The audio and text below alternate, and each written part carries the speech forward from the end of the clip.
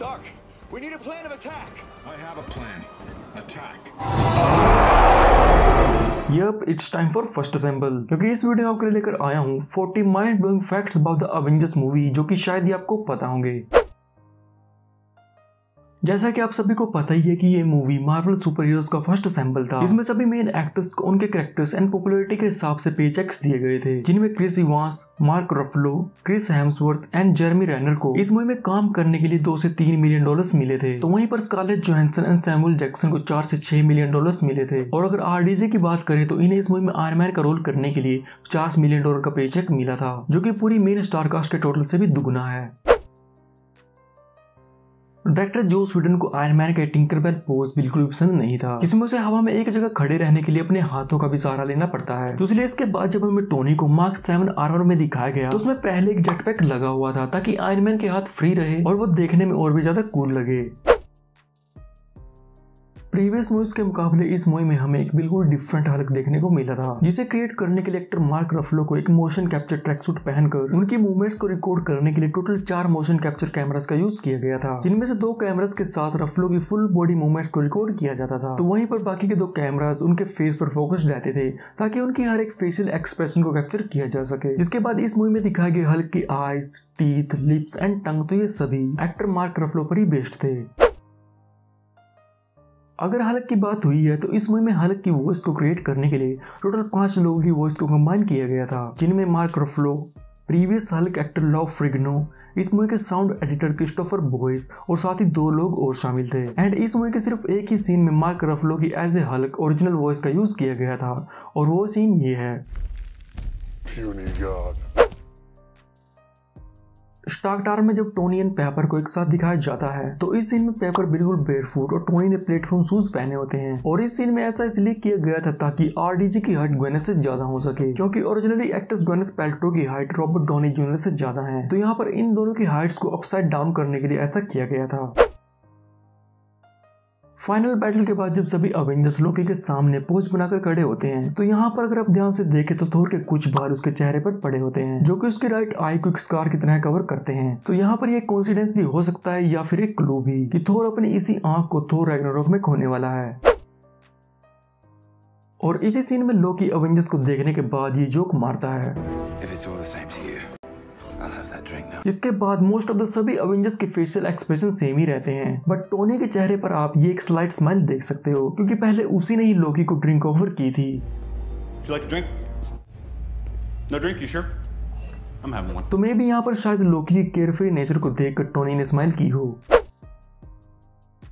The Avengers movie के final battle में हमें जो ये न्यूयॉर्क सिटी देखने को मिली थी तो एक्चुअल में टोटली सीजीआई थी, क्योंकि ऐसे बिग एंड डेंजरस बैटल को रियल न्यूयॉर्क में फिल्माना बहुत ही ज्यादा मुश्किल था। इसके बाद प्रोडक्शन टीम ने न्यूयॉर्क सिटी के 3 दिन के अंदर 2,50,000 फोटोज कैप्चर किए थे, जिनकी मदद से बाद में एक्टर्स के अराउंड सीजीआई न्यूयॉर्क को क्रिएट किया गया था।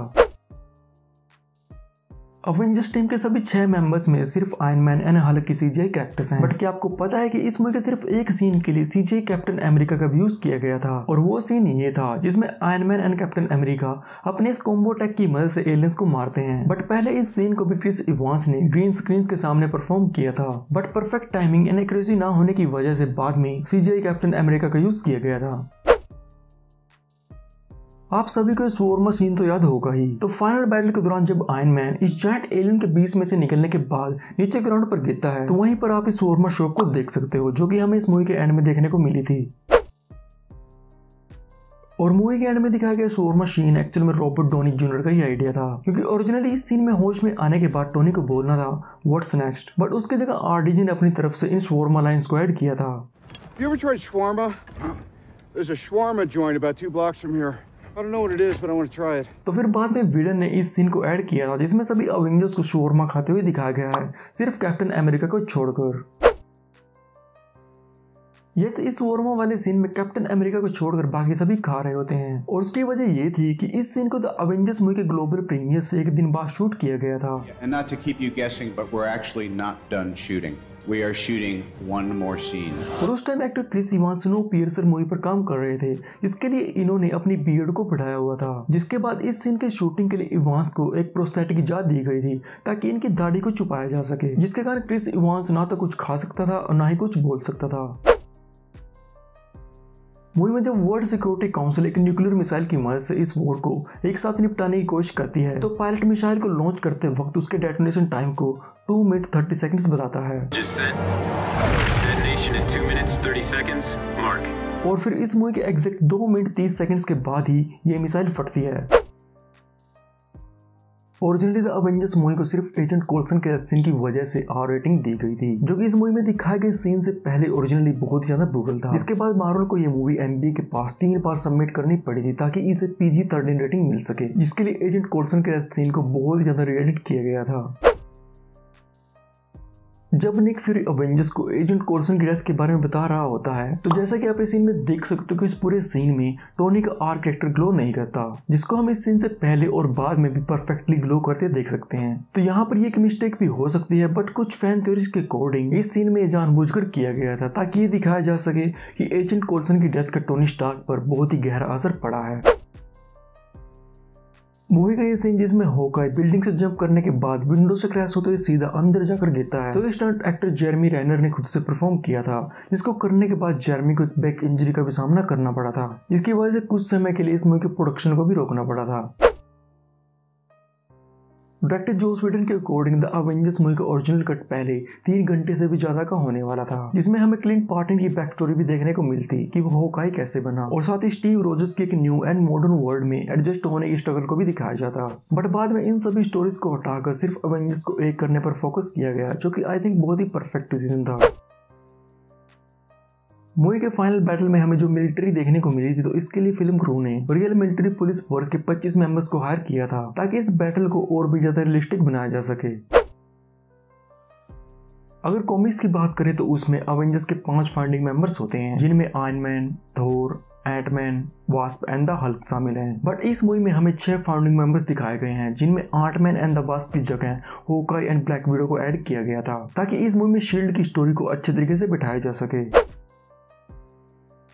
एंटमैन एंड द वास्प को डायरेक्टर जोस व्हीडन ने इस मूवी से जानबूझकर कट किया था, क्योंकि इस मूवी में पहले ही बहुत ज्यादा कैरेक्टर्स हो चुके थे, और इसके साथ ही स्क्रीन राइटर्स एंटमैन को उसकी सोलो मूवी के रिलीज होने से पहले उसे एमसीयू में इंट्रोड्यूस नहीं करना चाहते थे। इसके बाद हमें इस मूवी में कॉमिक्स के हिसाब से ओरिजिनल 5 अवेंजर्स की जगह 6 अवेंजर्स देखने को मिले थे। अगर आज हमारे सामने कोई द अवेंजर्स वर्ड को बोले तो हमारे दिमाग में आयरन मैन, थोर, कैप्टन अमेरिका, हल्क तो ये सब आने लगेंगे। बट क्या आपको पता है कि इस मूवी से पहले भी द अवेंजर्स टाइटल पर 2 बिल्कुल डिफरेंट मूवीज बन चुकी हैं, जिनमें से फर्स्ट 1961 में द अवेंजर्स के नाम से एक ब्रिटिश टीवी सीरीज आई थी, एंड सेकंड सेम टाइटल के साथ 1998 में इस टीवी सीरीज की एक फिल्म एडेप्टेशन को रिलीज किया गया था। इसके बाद कॉपीराइट के चलते यूनाइटेड किंगडम में इस मूवी को मार्वल्स अवेंजर्स असेंबल के नाम से रिलीज किया गया था, और बाकी की जगह द अवेंजर्स के नाम से।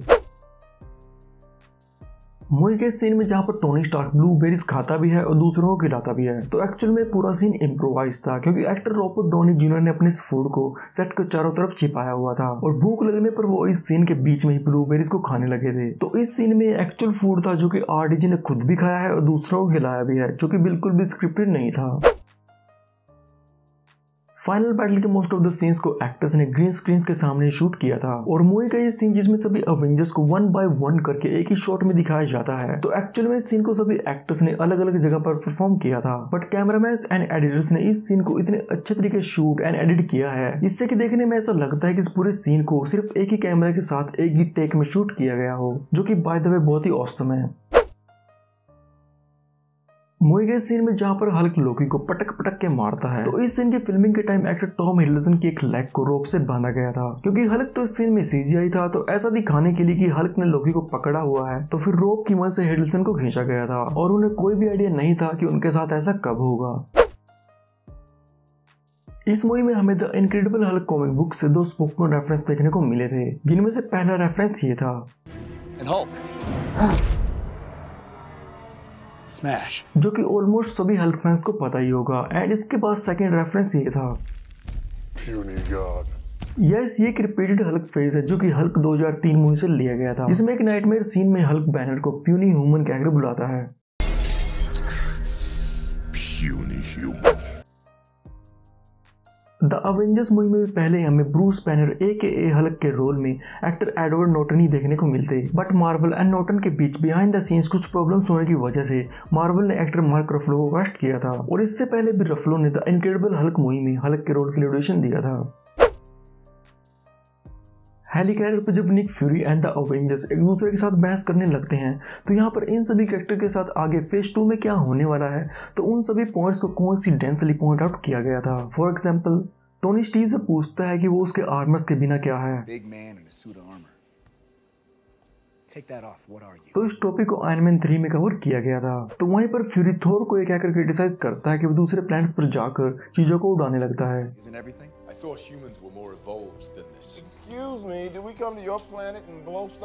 तो ऐसा ही similar Thor the Dark World में भी हुआ था, जिसमें डार्क एल्व्स एसगार्ड में घुसकर उसे तबाह कर देते हैं और इसके साथ ही ब्रूस कैप्टन अमेरिका को एक थ्रेट बताता है। जिसके बाद captain America the winter soldier में स्टीव निक फ्यूरी के मर्डर के जुर्म में शील्ड से भागा हुआ एक फ्यूजिटिव बन जाता है। स्टार्क टावर में लोकी के सामने टोनी अपने अवेंजर्स ग्रुप को अर्थ माइटिएस्ट हीरोज कहकर बुलाता है। The Avengers, what we call ourselves, sort of like a team. Earth's mightiest heroes type thing. जो कि द अवेंजर्स की most of the comic books की टैगलाइन है और इसी पर the Avengers earth mightiest heroes के नाम से एक एनिमेटेड सीरीज भी बनी हुई है जो कि बाय द वे बहुत ही ऑसम है। आज के टाइम में Avengers infinity war and end game को देखने के बाद हम सभी थैनोस को एक बिग बैड विलन के रोल में इमेजिन करते हैं, जिसकी शुरुआत इसी मूवी से हुई थी। और इस मूवी के पोस्ट क्रेडिट्स में थैनोस को सेटअप करना एक्चुअल में डायरेक्टर जोस व्हेडन का आइडिया था, क्योंकि मार्वल ने ऐसा कुछ प्लान नहीं किया हुआ था। और इस मूवी में थैनोस को एक्टर डेमियन पोइटर ने प्ले किया था, जिसके बाद थैनोस के रोल के लिए बाद में एक्टर जोस ब्रोलिन को कास्ट किया गया था।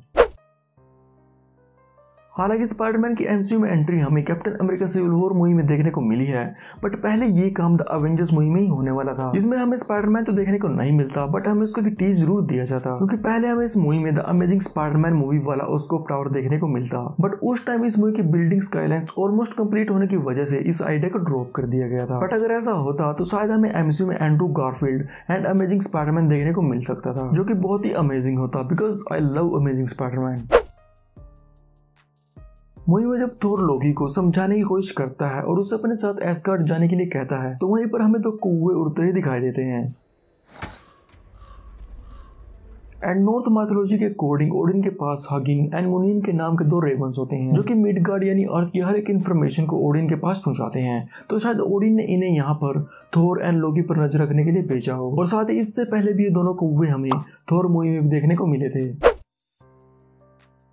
हेली कैरियर पर टोनी स्टार्क जिस टी शर्ट को पहन के रखता है तो ये एक ब्लैक सबैथ टी शर्ट है। And music artist Black Sabbath mostly अपने आयरन मैन सॉन्ग की वजह से ही जाने जाते हैं, जिसका एमसीयू एंड आयरन मैन के कैरेक्टर के साथ कोई भी कनेक्शन नहीं है, बट फिर भी उनके इस आयरन मैन सॉन्ग को आयरन मैन 1 मूवी के एंड में यूज किया गया था। मूवी में कैप्टन अमेरिका एक प्लॉट वेटस को बिछाता है, जो कि एंड में कैप्टन को थैंक्स भी बोलती है। And most of the fans को ये लगा होगा कि ये कोई इंपॉर्टेंट कैरेक्टर होने वाली है, बट ऐसा नहीं था, क्योंकि इस मूवी के एक डिलीटेड सीन में स्टीव रोजर्स इस वेटस से पहले ही मिल चुका था। इसमें स्टीव से आयरन मैन के बारे में बात करती है, और इस सीन की खास बात यह भी थी कि इसमें लेजेंडरी स्टैनली का कैमियो भी था। और अगर ये डिलीटेड सीन इस मूवी में होता तो फिर आप इस वेटस की स्टोरी को अच्छे तरीके से समझ पाते। आरडीजे ने इस मूवी के बहुत से सीन्स एंड डायलॉग लाइंस को इम्प्रोवाइज किया हुआ है, जिनमें ये ब्लूबेरी सीन, स्वार्मा लाइंस और साथ में ये सीन भी शामिल है।